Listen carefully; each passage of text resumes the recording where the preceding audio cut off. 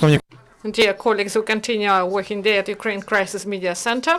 And now I give the floor to Presidential Administration spokesman on ATO-related issues, Colonel Andriy Lysenko.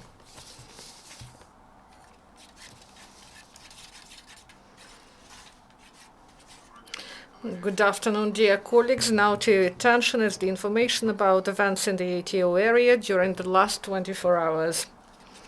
In Lugansk area, there were 3 short-term enemy provocations. In the Donetsk area, the militants continued to the tactic of active military actions during dark hours. The militants used heavy weapons. Here, there were 5 mortar shellings delivered by the enemy. This happened in Troitsky and Svetlodarska Bulge and at remote approach to Donetsk. They launched 40 mines at our positions. The most active military actions were along front line of Avdiivka, mine Putilivska, and Nevelske. Ukrainian troops repeatedly returned fire. On the whole, in the Donetsk area, there were 14 enemy shellings. In Mariupol area, near Novotroitsk, the enemy used howitzers of 152 mm of caliber. They launched 34 shells at our positions. In Krasnogorovka, Marinka, and Shirokine, there were mortar shellings delivered by the militants.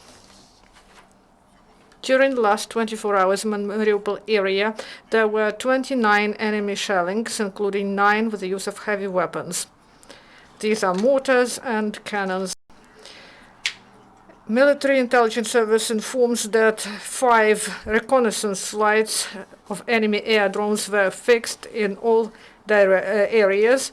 2 were launched from the territory of Russian Federation. During the last 24 hours, as a result of the military actions, fortunately, no Ukrainian serviceman was killed, but 4 were wounded. Losses of the enemy. Yesterday, KAMAZ vehicle was blown up at the militants' minefield. These were the militants of the 11th Detached Motorized Brigade. 2 died and 3 were wounded. And while being on a mission, the subversive group lost 2 militants and 4 were wounded. These are the militants of 3rd Brigade and 9th Regiment. Also, 17 bodies of the militants were brought to the morgue of Kharkiv hospital. Also, Kramatorsk police officers detained local resident who took part in occupation of the city in 2014.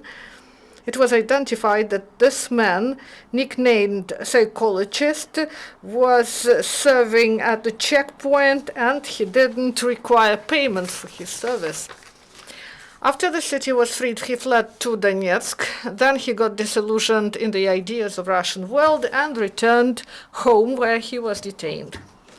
Also, yesterday, bodyguards detained 3 Ukrainians who fled from their credit obligations and they planned to join the militants.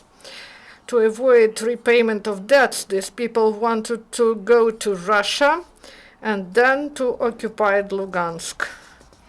SBU blocks channels of communication of the militants.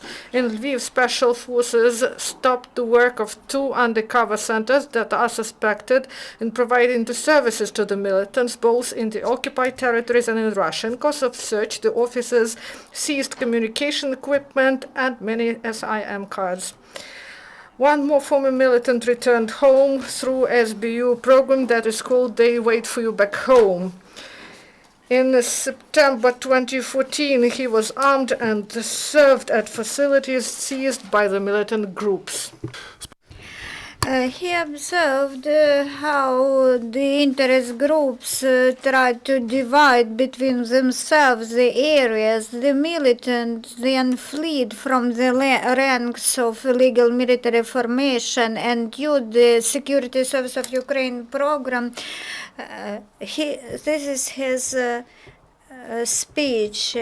I was offered to be a combatant, but I rejected And at the beginning of May 2015, I fled the armed group of guards in DPR, and I returned to the territory controlled by Ukraine. And I met a woman I love, and I started to work, and I addressed the head of the village council, who told me about the program you awaited at home. Ukrainian patriots continue to help the troops, in particular volunteers from Kherson region repaired the resuscitation car. The resuscitation ambulance now again help to provide aid to injured soldiers in the ATO area. The military forces of Ukraine now carry out training in Chernihiv region. They were the first modern competition between snipers, 10 best teams from military forces of Ukraine and 2 teams from National Guard of Ukraine took part in 3-day exercises. They competed in accuracy of fire from various distances. They mastered coordinated actions and conducted aiming fire under psychological and physical stress in the conditions close to field conditions. And at the end, the soldiers completed a many-kilometer march, reached positions and engaged enemy targets. Then they retreated to prepared positions. The troopers trained to use state-of-the-art equipment. Military men tested dismountable equipment adapter M1. This is a cable with relevant fixtures for landing of airborne troops from helicopters. The system was introduced into service in the armed forces of Ukraine several years ago, and now it would be used more intensively.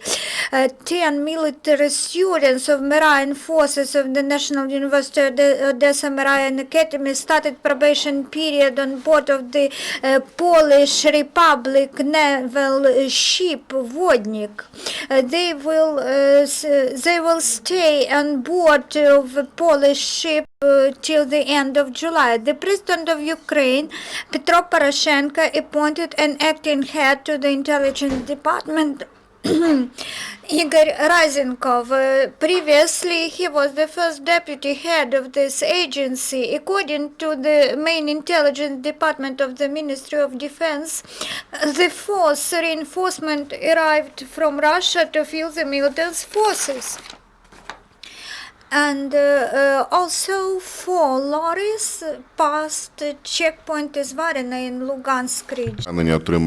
So about wounded. There were wounded in the region of Avdiivka, 2 people, one in near mine Putilivska and one in Krasnogorovka. This happened in the course of shelling. Thank you, Andrei. This is the end of press conference.